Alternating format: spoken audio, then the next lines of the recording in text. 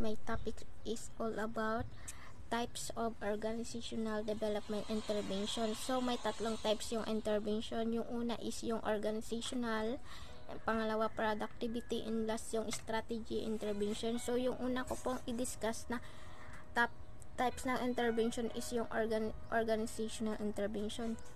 Yung organizational intervention, these are structured activities designed to improve social or task performance within an organization, encompassing areas like team building, coaching, and performance appraisal.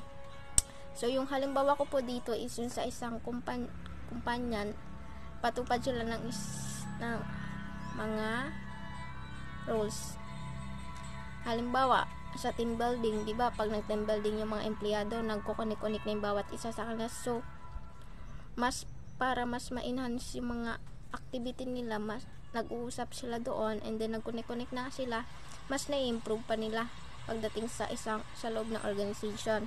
And then yung halimbawa din po nito is yung yung nagpatupad din sila ng workshop training session na kung saan yung mga empleyado tinuturuan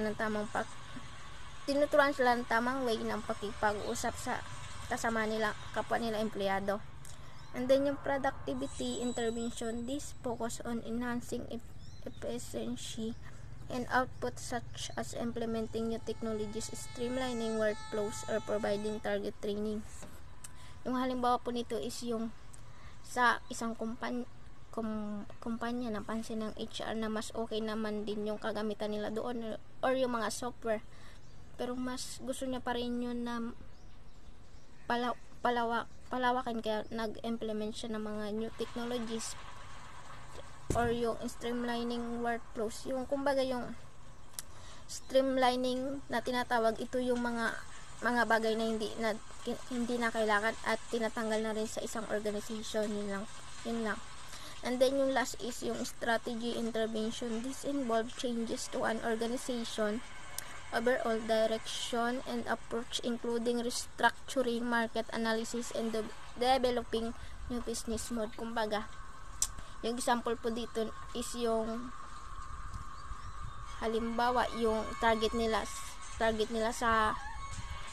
is 1 million sa loob ng 5 buwan.